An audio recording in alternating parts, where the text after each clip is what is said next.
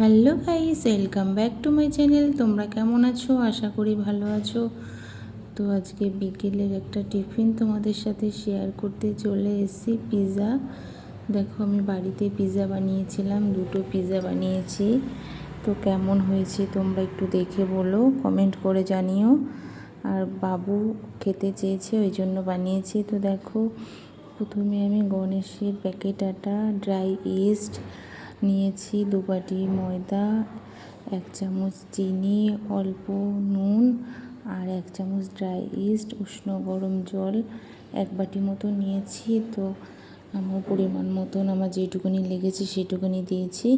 তারপর দেখো 5 মিনিট মতন ভালো করে মেখে নিয়ে সামান্য একটু তেল দিয়ে আমি ওটাকে 2 ঘন্টা মতন রেস্টে রেখেছিলাম। তো দেখো 2 ঘন্টা পরে ফিরে আসলাম। আর আমি এখানে কিছু ফ্লেক্স নিয়েছি, যেমন অরগানো, চিলি ফ্লেক্স আর মিক্স ফ্রেশ যেটা হয় সেটা নিয়েছি। আর আমি 4টে চিজ নিয়েছি, mayonnaise, pizza sauce, tomato sauce. আর এখানে আমি ক্যাপসিকাম, টমেটো আর পেঁয়াজ আমি ছোট ছোট করে কেটে নিয়েছি। তারপরে দেখো, আমি একটু শুকনো ময়দা নিয়ে নিয়েছি। আমি প্রথমে ওটাকে বেলে নেব ভাবছিলাম, তো এতটাই নরম সফট হয়েছে যে আমি ছোট ছোট 2টো থালা নিয়েছি। ওর মধ্যেই আমি উপরে কিছুটা ময়দা ছিটিয়ে তার মধ্যে আমি ওটাকে দিয়ে আমার মতন শেপ করে গোল করে নিয়েছি। আর দেখো, তার উপর আমি ওইটাকে কাঁটা চামচ দিয়ে আমি ফুটো করে নিলাম। Mayonnaise, pizza sauce, tomato sauce দিয়ে দিয়েছি। আর দেখো, এখানে মিক্স ফ্রেশ আর এখানে অরগানো আর চিলি ফ্লেক্স এগুলো সব দিয়ে দিলাম। স্বাদ মতো নুনও দিয়ে দিয়েছি এখানে। তারপরে দেখো, একটা একটা করে আমি সুন্দর করে সাজিয়ে নিচ্ছিলাম আমি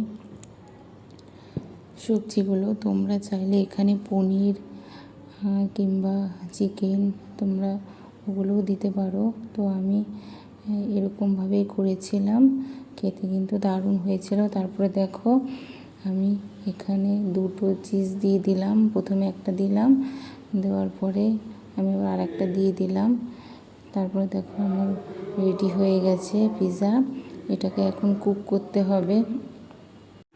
তো তারপরে দেখো, আমি ওপর দিয়ে অয়েল ব্রাশ করে নিলাম।